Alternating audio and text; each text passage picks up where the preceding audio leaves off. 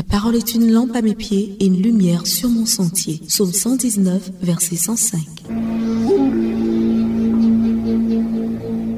Le révérend père Richard Kwame Bilé nous propose une méditation sur le thème du calvaire à la maison.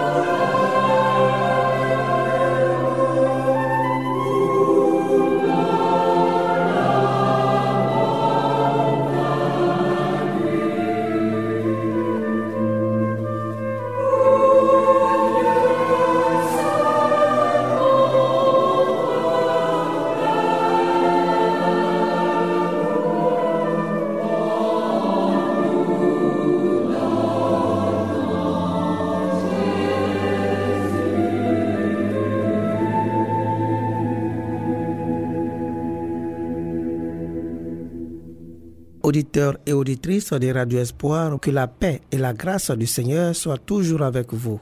En ce samedi saint, nous vous proposons ces pages pour meubler notre temps de recueillement avec la Mère du Ciel, la Très Sainte Vierge Marie, en attendant l'annonce de la résurrection. Du calvaire à sa maison. Comment la Vierge a-t-elle vécu ces moments? Le samedi saint, troisième jour du Triduum pascal, qui est un jour de recueillement, un long jour d'attente et d'espoir pour les chrétiens. Comment a-t-il été vécu par notre Mère du Ciel? Et comment sera-t-il vécu par chaque chrétien? Ce sont là les quelques jalons que nous jetons qui vont nous aider à nous recueillir, à prier pour demeurer dans l'attente de voir la lumière de la résurrection poindre, car les ténèbres ne peuvent arrêter la lumière. Mais avant, laissons-nous imprégner par la parole du Seigneur tirée de l'évangile de Saint Jean, chapitre 19, versets 25 à 27.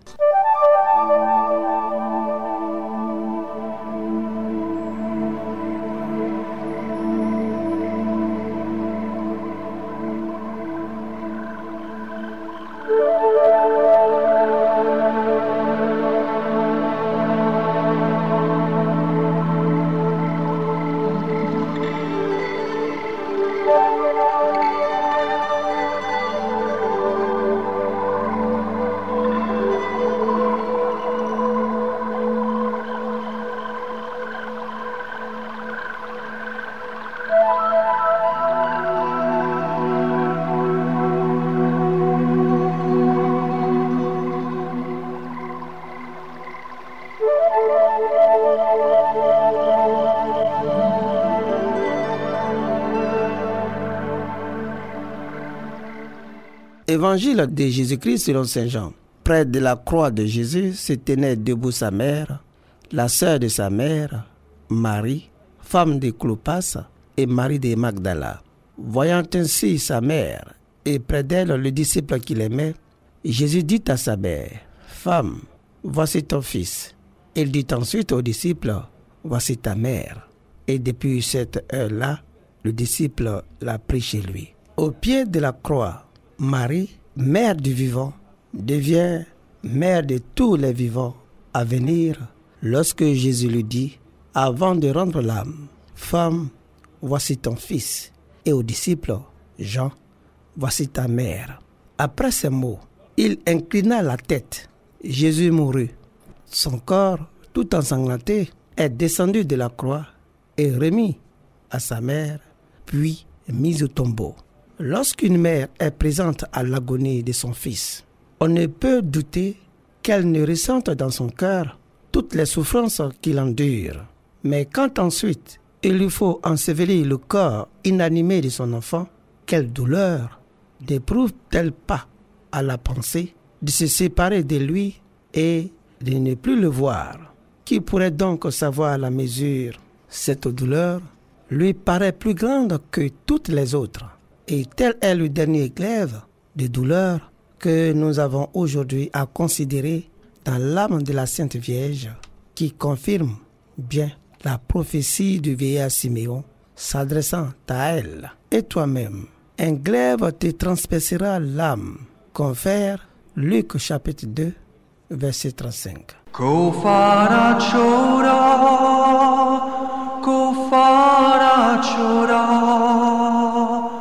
O mani padme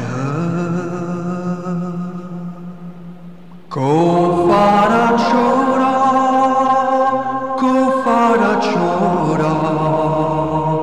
O mani padme Shima, Shima, Shima,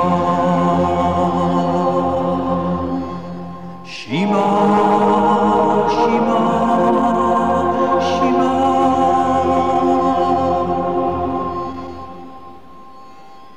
Om Namo Narayana.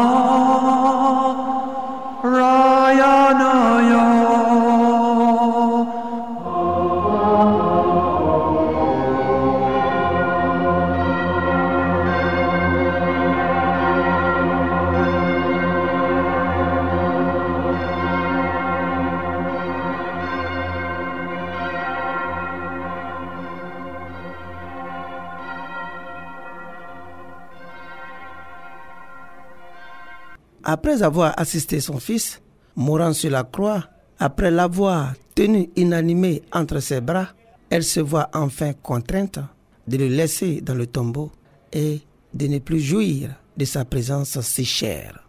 Considérons cette mère désolée tenant entre ses bras le corps inanimé de Jésus. Saint Bernard lui fait dire, « Ô vrai Fils de Dieu, vous étiez mon Père, mon époux, mon Fils. Vous étiez toute ma vie, et maintenant, je suis orpheline et veuve. Je suis une mère en deuil de son enfant.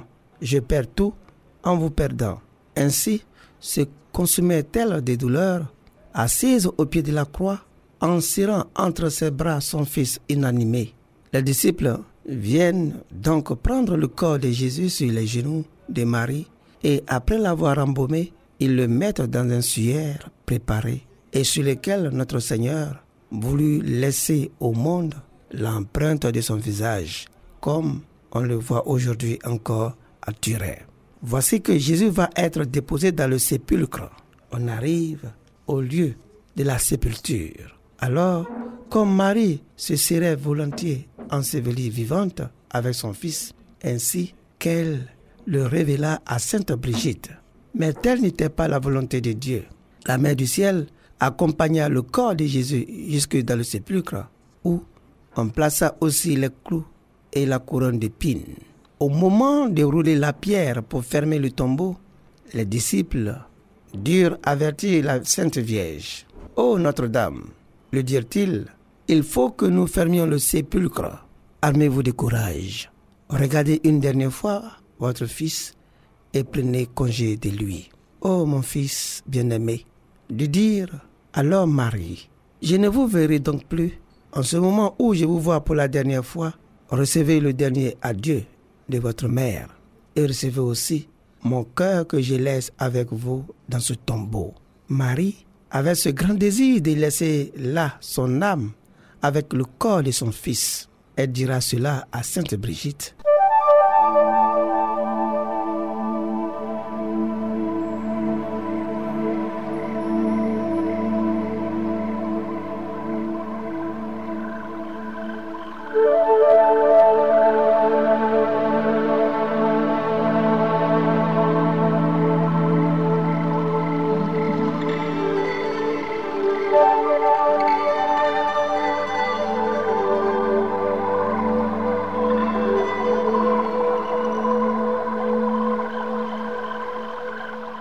Je puis vraiment dire que le sépulcre où l'on venait de déposer mon fils y avait 2 cœurs sur la même pierre. Enfin, les disciples roulent la pierre et ferment ainsi le Saint-Sépulcre qui renferme le corps de Jésus. Marie laisse son corps enseveli avec Jésus, car où est votre trésor, là est votre cœur. Et nous, où mettons-nous notre cœur? Dans les créatures? Dans la boue? Dans le plaisir du monde? Ah, pourquoi ne pas le mettre en Jésus? Il est monté au ciel et cependant, il a voulu rester avec nous, non pas inanimé, mais vivant, dans le très saint sacrement de l'autel, pour avoir avec lui et posséder nos cœurs. La Sainte Vierge, ayant recommandé le corps de son Fils au Père éternel, se retire et prend le chemin de sa maison. Marie ne reste pas au calvaire. Elle vient à la maison après la sépulture de son fils. Telle était la douleur et la désolation de cette pauvre mère, dit Saint Bernard, qu'elle faisait pitié à ceux qu'elle rencontrait et leur arrachait des larmes. Les disciples et les femmes pleuraient plus encore sur elle que sur le Seigneur.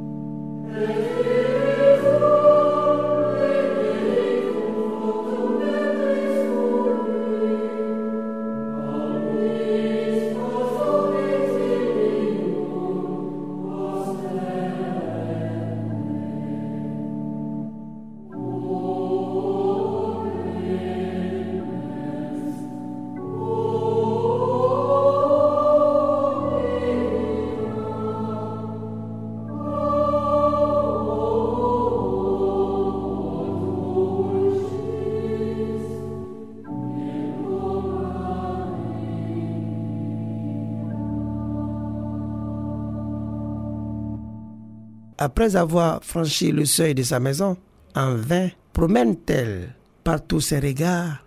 Nulle part la mère des douleurs n'aperçoit son fils Jésus. Au lieu de la présence de ce fils tant aimé, elle ne retrouve plus que les souvenirs de son admirable vie et de sa cruelle mort. Elle se rappelle les baisers qu'elle donnait à son divin enfant dans la grotte de Bethléem et les entretiens qu'elle avait avec lui durant tant d'années dans la maison de Nazareth. Elle se rappelle les marques d'affection et les regards pleins d'amour qu'ils échangeaient et les paroles de vie éternelle qui sortaient de sa bouche divine. Mais aussitôt se représente à son esprit l'horrible scène qu'elle avait eue ce jour-là même, sous les yeux. Elle croit voir encore les clous, les épines, les chairs déchirées de son fils, ses plaies profondes, ses os mis à découvert, la bouche ouverte, ses yeux éteints. Ah, que cette nuit fut douloureuse pour Marie. Dans sa désolation, elle s'adressait à Saint Jean, le disciple bien-aimé, et lui disait en gémissant, « Hélas, mon fils, ton maître, où est-il » Et s'adressait à Marie-Madeleine, « Dis-moi, ma fille, où est ton bien-aimé ?» Au ciel, qui nous l'a enlevé. La Vierge Marie pleurait, et tous ceux qui l'entouraient pleuraient avec elle. Et toi, mon âme, ne pleureras-tu pas? Ah, tourne-toi vers la Sainte Vierge, et dis-lui avec Saint Bonaventure, « Ô Notre-Dame, c'est à moi de pleurer. Vous êtes sans péché, et moi je suis si coupable. Mon frère, ma sœur, demande à Notre-Dame que du moins elle te permette de pleurer avec elle. Faites que je pleure avec vous. » Elle pleure par amour. Toi, pleure par la douleur de tes péchés.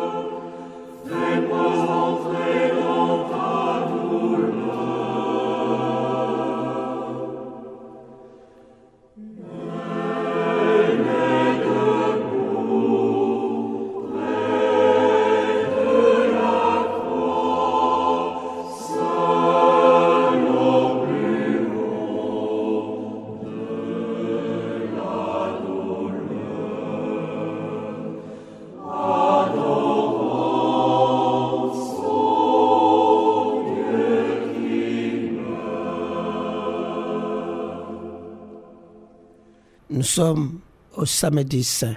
Jésus est au tombeau. Ce jour se situe entre celui de la mort de Jésus, le vendredi saint, et celui de sa résurrection, le dimanche de Pâques. C'est un jour de recueillement, un long jour d'attente et d'espoir. Jésus est descendu aux enfers. Il a rejoint les morts, mais au soir de ce jour, la lumière de la résurrection commence à poindre, car les ténèbres ne peuvent arrêter la lumière. Ne faisons pas de ce jour un jour de deuil et de tristesse, mais le jour d'un silence aimant, de louange et d'action de grâce envers Jésus qui a accepté de vivre la mort pour nous en libérer, lui qui, étant fils de Dieu, n'aurait pas eu à la vivre.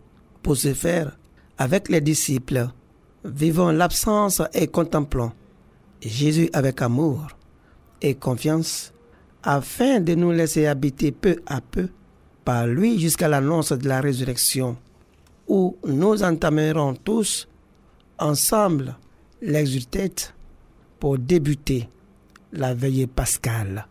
La lumière de la résurrection commence ce samedi soir et se prolonge par la messe d'action de grâce du dimanche matin et les vêpres du soir.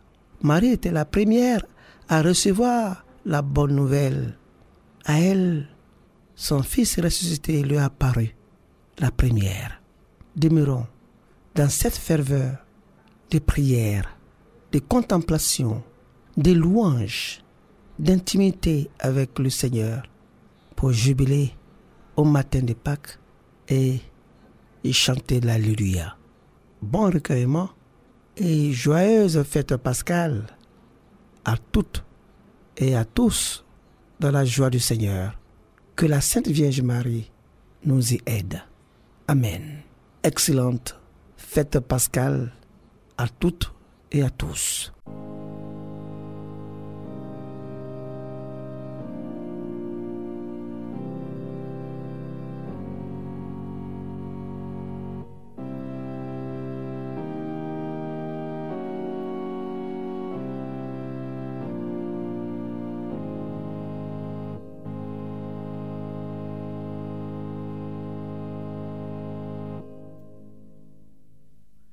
Veilleurs, tenez-vous en éveil, chantez à pleine voix, chantez. Le jeune lion est prisonnier. Qui pourrait dormir? Par amour, le Père a voulu envoyer au monde son Fils, et les méchants l'ont crucifié. Qui pourrait dormir? Ils l'ont jugé, l'ont condamné, jeté en prison, flagellé. À coups de roseau l'ont frappé. Qui pourrait dormir? Sur son visage ils ont craché. Un serviteur l'a souffleté. Ils l'ont tourné en dérision. Qui pourrait dormir? Des chiens en rage l'ont cerné. Ils ont cerné le jeune lion. Comme un coupable, il n'a rien dit. Qui pourrait dormir? Les épines qu'ils ont tressées ont couronné de sang son front. Ils l'ont injurié, bafoué. Qui pourrait dormir? Ils ont fait descendre aux enfers le soleil de tous les soleils. La porte est sur lui, verrouillée. Qui pourrait dormir? Veilleurs, tenez-vous en éveil. Chantez à pleine voix, chantez. Le jeune lion est prisonnier. Qui pourrait dormir?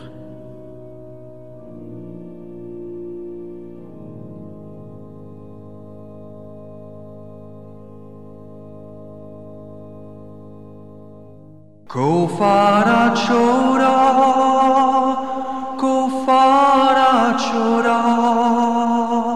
Om Mani Padme Hum.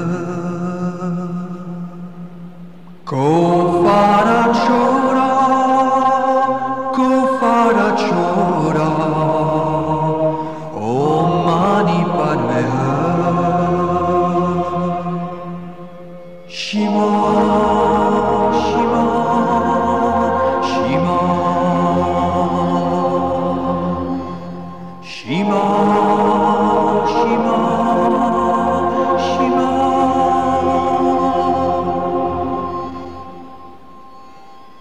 Om Namo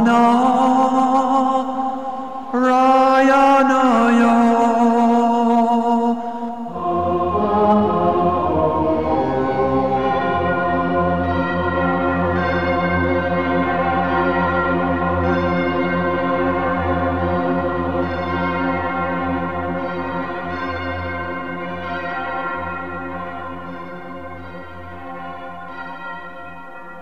Le révérend père Richard Kwame Bilé vient de nous proposer une méditation sur le thème du calvaire à la maison. Merci de nous avoir suivis. Que le Seigneur nous bénisse.